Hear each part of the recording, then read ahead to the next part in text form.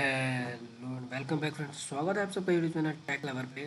तो जैसा कि हमने अपने मैकेनिकल इंजीनियरिंग की सीरीज़ में अपने शुरू की 4 वीडियोज अपलोड कर चुके हैं और आज हम आपके सामने उपस्थित हैं अपने पार्ट 4 के साथ, जिसमें कि आपको आज कुछ ना कुछ नया जानने को मिलेगा। उम्मीद है दोस्तों आपने भी हमारे पिछले वीडियोज एंजॉय किए होंगे। उसमें आपको काफ़ी कुछ नया जानने को मिलेगा, काफ़ी कुछ रिक्वायरमेंट जो हमारी मैथमेटिक्स में हो रही हैं उसमें कौन कौन से, और अंदर भी हम जाएँ तो उसमें और कौन कौन सी क्या चीज़ इंपॉर्टेंट, जैसे आपका कैलकुलस हो गया, कि कोऑर्डिनेट सिस्टम्स हो गए, आपके real analysis, complex analysis, that is algebra हो गया, और भी काफ़ी चीज़ें, जियोमेट्री हो गई, वो सब चीज़ें कैसे आपकी डिपेंड करती हैं, क्यों उनकी रिक्वायरमेंट है, वो सब हमने डिस्कस किया था। तो आइए फ्रेंड्स आज के इस वीडियो को शुरू करते हैं, जिसमें कि आज आपको कुछ ना कुछ ज़रूर नया जानने को मिलेगा। आइए फ्रेंड्स, तो फिर देखते हैं। Mechanical engineering is the branch of engineering which deals with design, production and operation of machine.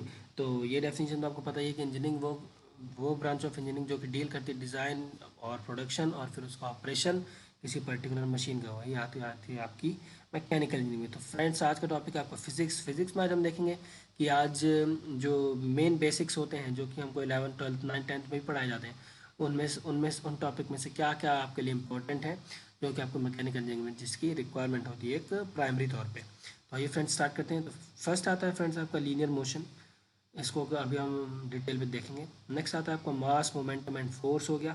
Next आता है फ्रेंड्स आपका rotational motion, then heat energy, and then आपका थर्मोडायनामिक्स, एंड देन फ्रेंड्स आपका ऑप्टिक्स। तो आइए फ्रेंड्स आज हम इन सब चीज़ों को देखते हैं डिटेल में कि हमें इसकी क्या ज़रूरत है। सबसे पहले आता है फ्रेंड्स आपका लीनियर मोशन। तो सबसे पहले बात आती है फ्रेंड्स कि आपका मोशन क्या होता है, आप मोशन को कैसे डिफाइन करेंगे। तो फ्रेंड्स देखिए, motion is defined as the change of position of any object with respect to another object. मतलब अगर आप देखें, जैसे अगर आप मान लीजिए अपने घर पे खड़े हैं और रास्ते में कोई आदमी बाइक से जा रहा है, तो उस अगर आप ए ऑब्जेक्ट है और वो बी ऑब्जेक्ट है, तो उसकी पोजीशन आपके रिस्पेक्ट में चेंज हो रही है। मतलब थोड़ा देर पहले आपने इसको कहीं और देखा है और थोड़ा समय बाद आप उसको कहीं और देख रहे हैं। मतलब आप ये कह सकते हैं कि वो बंदा जो रास्ते में है वो मोशन में है आपके रिस्पेक्ट में। तो देखिए, मोशन की बेसिक डेफिनेशन ये, motion is defined as the change of position of any object with respect to another object. कई बार हम मोशन को डिफाइन करते हैं फ्रेंड्स टाइम के रिस्पेक्ट में भी, जहाँ पे कोई ऑब्जर्वर नहीं होता, बाकी टाइम होता है। जैसे कि अगर हम किसी भी पर्टिकुलर की बात करें, जैसे हमारा सन हो गया, उसको कोई ऑब्जर्व नहीं कर रहा, बट अगर हम गैलेक्सीज़ के तौर पे कंपेयर करें तो उसका भी मोशन हो रहा है टाइम के रिस्पेक्ट में, है ना।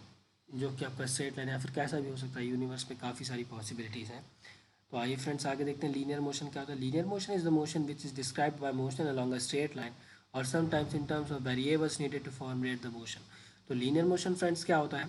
Linear motion is the motion which is described by motion along a straight line. मतलब अगर कभी देखिए फ्रेंड्स आपका स्ट्रेट लाइन के अलॉन्ग मोशन हो रहा हो, जैसे कि आपका एस हो गया, सिंपल हार्मोनिक मोशन हो गया, रेसिप्रोकेटिंग मोशन हो गया, या फिर कर्व के अलॉन्ग जो मोशन होता है हम उसको भी लीनियर मोशन कह सकते हैं।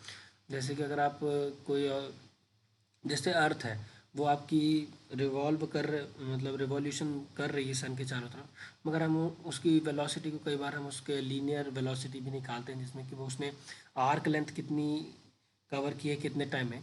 तो उस तरह से आपका डिफाइन होता है आपका लीनियर मोशन। जैसे कि आप अगर डायग्रामेटिकली 2D प्लेन में एक सर्कल बनाएं और एक पार्टिकल का मोशन देखें, तो वहाँ पे कई बार देखिए फ्रेंड्स हम उसके एंगुलर मोशन को हम कई बार थीटा से, दैट इज़ थीटा कितना चेंज हो रहा है कितने टाइम में, और कभी हम उसके आर्क लेंथ को, दैट इज़ कितनी आर्क लेंथ वो किसी पर्टिकुलर कर्व की कवर कर रहा है कितने पर्टिकुलर टाइम में। तो ये होता है फ्रेंड्स आपका लीनियर मोशन। नेक्स्ट आता है फ्रेंड्स देखिए आपको जो इसके मेन कंपोनेंट्स है लीनियर मोशन के, जो आपको बेसिकली हर प्रॉब्लम में हर जगह आपको कंसिडर करने पड़ेंगे। एक तो हो गया उसकी पोजीशन फ्रेंड्स, नेक्स्ट हो गया फ्रेंड्स आपका वेलोसिटी, और आपका हो गया एक्सेलरेशन। तो ये तीन जो बेसिक कंपोनेंट्स हैं आपको मैकेनिकल इंजीनियरिंग में हर जगह मिलेंगे। आइए फ्रेंड्स आगे चलते हैं, जिसमें कि आपका सबसे पहला आता है मास।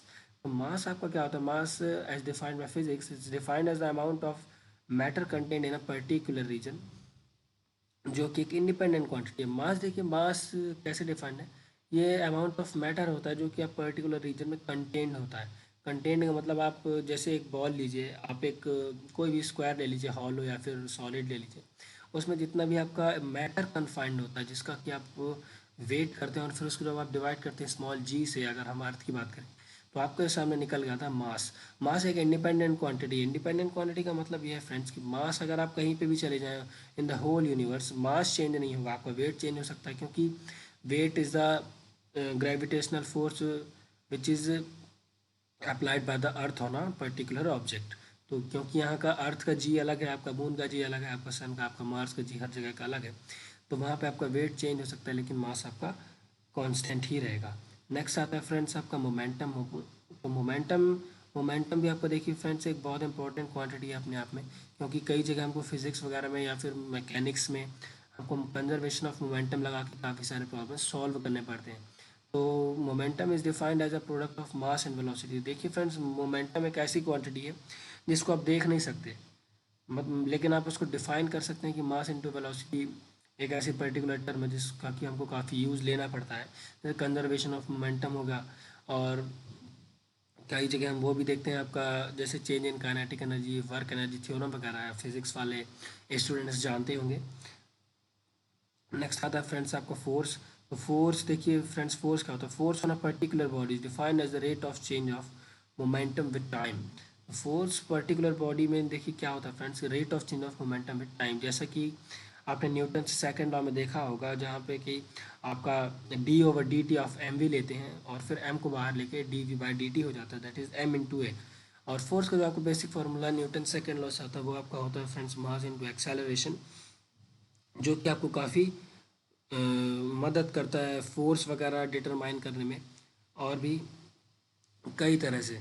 तो फोर्स बेसिकली फ्रेंड्स एक इफेक्ट है जिसको कि आप ऑब्जर्व कर सकते हैं। मोमेंटम को आप ऑब्जर्व नहीं कर सकते कि इसमें मोमेंटम होगा। अगर आपके सामने से गाड़ी निकल रही है, उसमें कोई पर्सन बैठा हुआ है, तो आप ये नहीं बता सकते कि इसका मोमेंटम इतना है।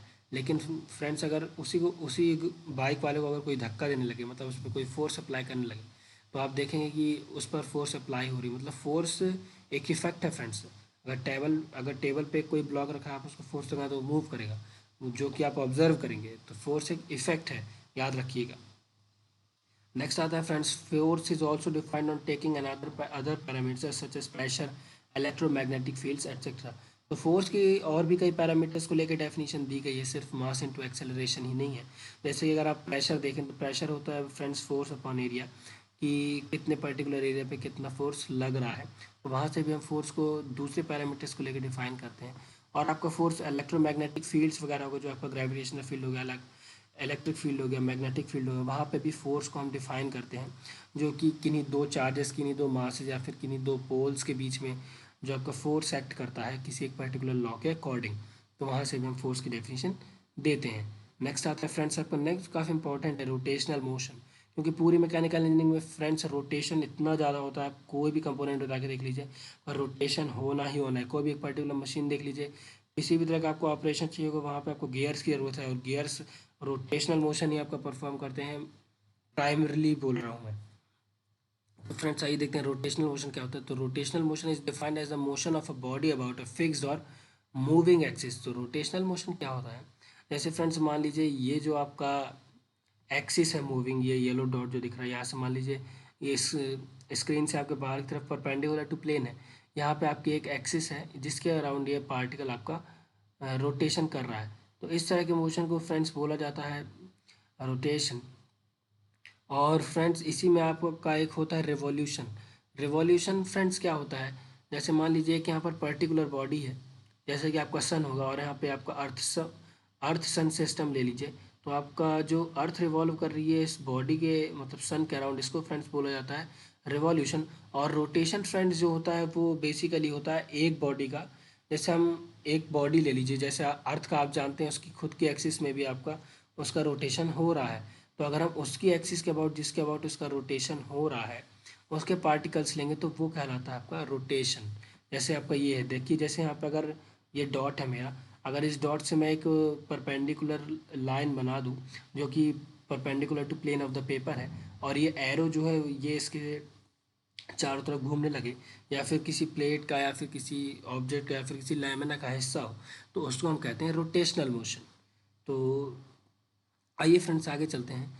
फॉर फॉर्मुलेटिंग इस रोटेशन को या फिर रिवॉल्यूशन को फॉर्मुलेट करने के लिए हम एंगल को लेते हैं आपका बेसिक पैरामीटर, जहाँ की हम सारी चीज़ें डिफाइन करते हैं एंगल के बेस पे। जैसे कि आपका हो गया पोजीशन हो गई उसके किसी पर्टिकुलर टाइम में, आपका वेलोसिटी हो गई किसी पर्टिकुलर टाइम में, या फिर आपका एक्सेलरेशन हो गया, जो कि हमको निकालने पड़ते हैं।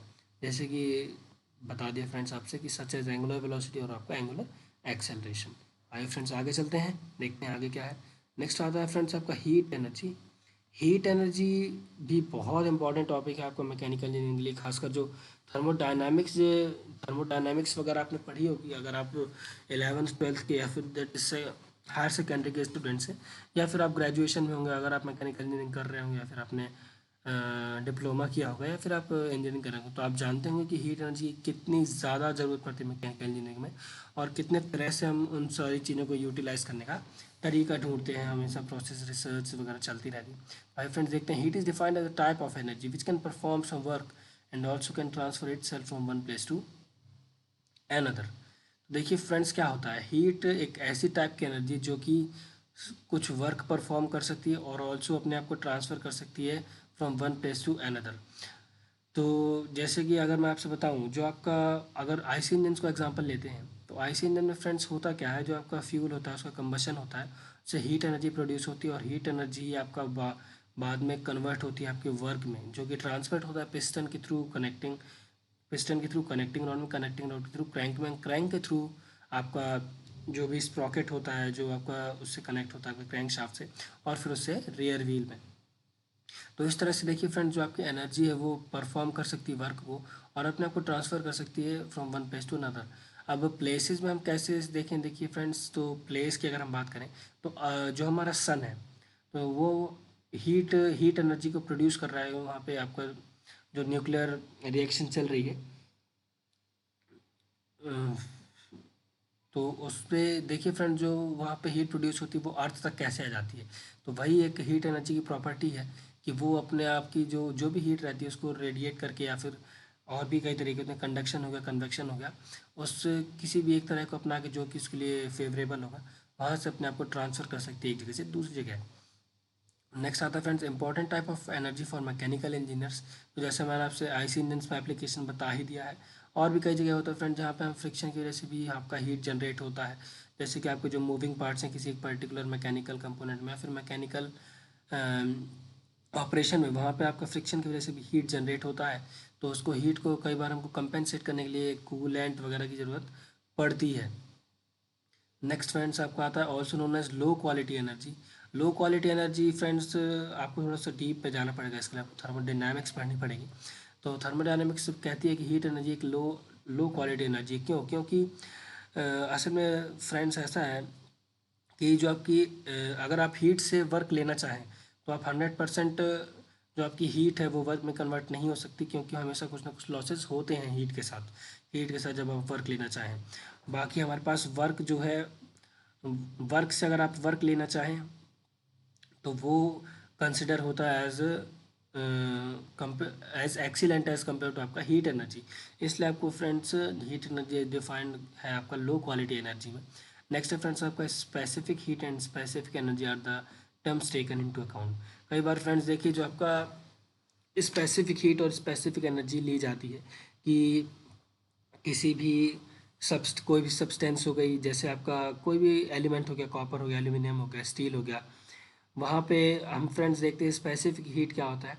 कि स्पेसिफिक हीट जैसे जैसे कि मान लीजिए आपको कितना टेम्परेचर किसी भी पर्टिकुलर सब्सटेंस को देना पड़ रहा है, उसका टेम्परेचर 1 डिग्री से बढ़ाने के लिए जो भी आपने यूनिट्स ली हैं, वो कहलाती है फ्रेंड्स आपकी स्पेसिफिक हीट। और स्पेसिफिक एनर्जी फ्रेंड्स देखिए आपका जुड़ा हुआ है खासकर काफ़ी सारी चीज़ों में। ये आपका फ्यूल एनर्जी में भी डिफाइंड है, आपका स्ट्रेंथ में भी डिफाइंड है, आपका स्टिफनेस वगैरह में भी स्पेसिफिक चीज़ें डिफाइंड होती हैं, स्पेसिफिक डेंसिटी, सारी चीज़ें। तो स्पेसिफिक एनर्जी का भी अपने आप में काफ़ी रोल है, काफ़ी जगह यूज़ होगा। तो ये सारी चीज़ें आपको ये ध्यान में रखनी पड़ेंगी इंपॉर्टेंट पॉइंट ऑफ व्यू से। नेक्स्ट आता है फ्रेंड्स आपको थर्मोडायनामिक्स। थर्मोडायनामिक्स में आपने सबसे पहले जब आप इसका स्टार्टिंग करेंगे तो आपने पढ़ा होगा फ्रेंड्स सिस्टम्स सराउंडिंग से होते हैं। तो आप सिस्टम फ्रेंड्स आपका वो चीज़ होता है जिसको कि आप कंसिडर करते हैं अपनी स्टडी के लिए। एक कन्फाइंड रीजन होता है पूरे आपके इस 3D स्पेस में, जिसको कि आप कंसिडर करते हैं, जिसके बारे में आप स्टडी करना चाहते हैं। और उसको छोड़कर फ्रेंड्स जो आपका जितना भी चीज़ें बचता है वो सब कुछ होता है आपका सराउंडिंग में आता है। नेक्स्ट पॉइंट है फ्रेंड्स वर्क डन हो गया, हीट एडेड हो गया, हीट लॉस एफिशिएंसी हो गया। तो फ्रेंड्स देखिए वर्क डन थर्मोडायनामिक्स में आपने पढ़ा होगा कि वर्क डन होता है, जैसे पिस्टन पिस्टन वाला जो आपका होता है, जिसमें कि हम प्रेशर, वॉल्यूम और टेम्परेचर में काफ़ी सारी चीज़ें चेंज करके हम बनाते हैं। तो उसमें वर्क डन कैलकुलेट करते हैं, वर्क डन कितना हुआ, जो कि आपका pressure into change in volume से आता है। और कई बार VDP भी होता है कि हमने वॉल्यूम कांस्टेंट रखी है, उस तरह से भी आपका वर्क निकालते हैं। और फ्रेंड्स जैसे हीट एडेड हो गया, मतलब हमने सिस्टम को कितनी हीट दी, उसमें से हीट लॉस कितना हुआ, इंटरनल एनर्जी में चेंज कितना हुआ, ये सब चीज़ें भी हम थर्मोडायनामिक्स में पढ़ते हैं। एफिशिएंसी फ्रेंड्स, एफिशिएंसी की अगर मैं बात करूँ तो एफिशिएंसी का मतलब होता है, देखिए जैसे कि जो उसका सिंपल फार्मूला है, output upon input multiplied by आपका 100 हम करते हैं परसेंटेज निकालने के लिए। तो ये है फ्रेंड्स कि आपने कितना इनपुट दिया और आपको कितना आउटपुट मिल रहा है, वो कहलाती है फ्रेंड्स उसकी एफिशिएंसी। तो एफिशिएंसी के बारे में थर्मोडायनामिक्स में हम पढ़ते हैं।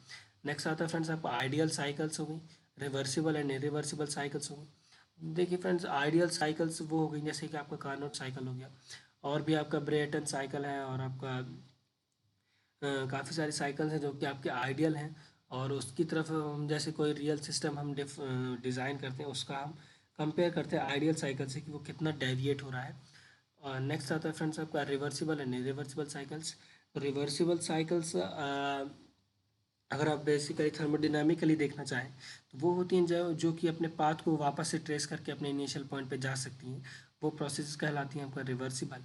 और इरिवर्सिबल साइकिल्स कहलाती हैं फ्रेंड्स जो अपने इनिशियल पॉइंट पे दोबारा नहीं जा सकती। तो इसकी भी स्टडी थर्मोडायनामिक्स में होती है, और ये बेसिकली इंपॉर्टेंट है आपका एज अ मैकेनिकल इंजीनियर, तो आपको इन सब का नॉलेज बेसिकली होना चाहिए। नेक्स्ट आता है फ्रेंड्स आपका हीट एंड मास ट्रांसफ़र।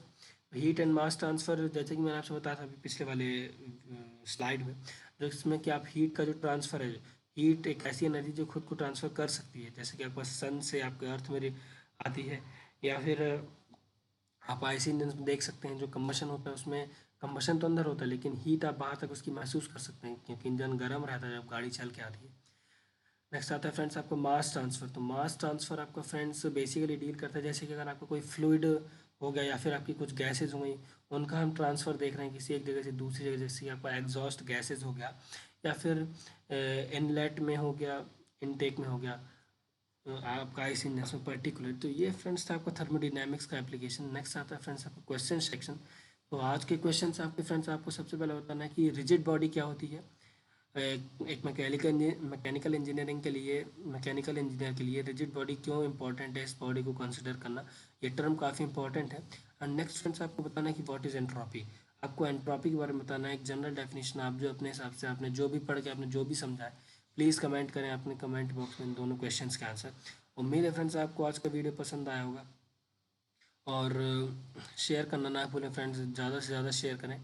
हमने इनिशिएटिव आपके लिए ही लिया है, आपका ही फ़ायदा होगा।